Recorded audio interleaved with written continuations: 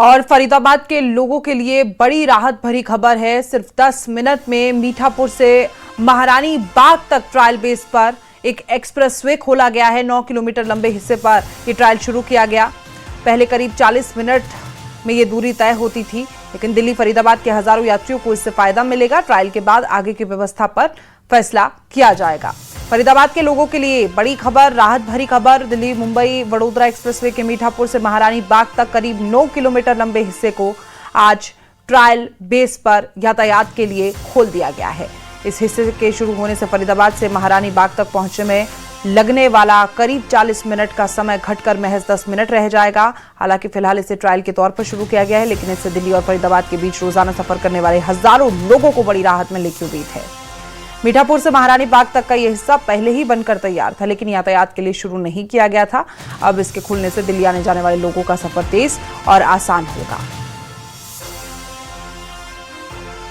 फरीदाबाद और दिल्ली के लोगों के लिए खुशखबरी है, क्योंकि मुंबई वडोदरा एक्सप्रेसवे का जो एक मीठापुर से लेकर के दिल्ली आश्रम तक का एक पैच था, उसको अब खोल दिया गया है। लगभग 8 किलोमीटर का ये पैच था।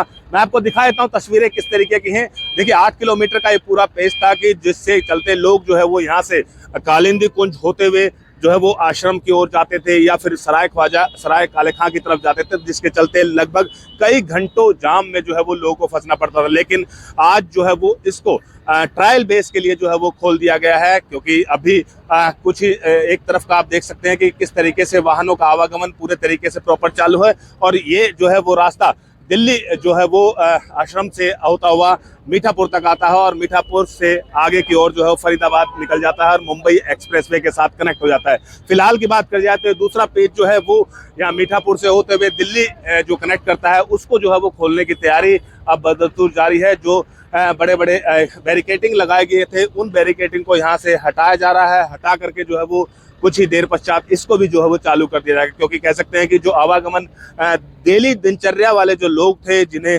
आईटीओ या फिर आपका आईएसबीटी के लिए जाना होता था, उन लोगों के लिए बहुत बड़ी राहत होगी। अक्षरधाम जाने वालों के लिए बड़ी राहत होगी, क्योंकि इस पेज को जो है वो पूरे तरीके से खोल दिया जाएगा। क्योंकि मुंबई वडोदरा एक्सप्रेसवे का सिर्फ एक यही कनेक्टिंग जो रोड था, लगभग 8 किलोमीटर का पेज, उसको जो है वो प्रॉपर बंद था। कुछ लोग हमारे साथ हैं, एक बार उनसे जानते हैं किस तरीके से देखते हैं। भैया, कितना इसको फायदा मिलेगा, क्या लगता है आपको?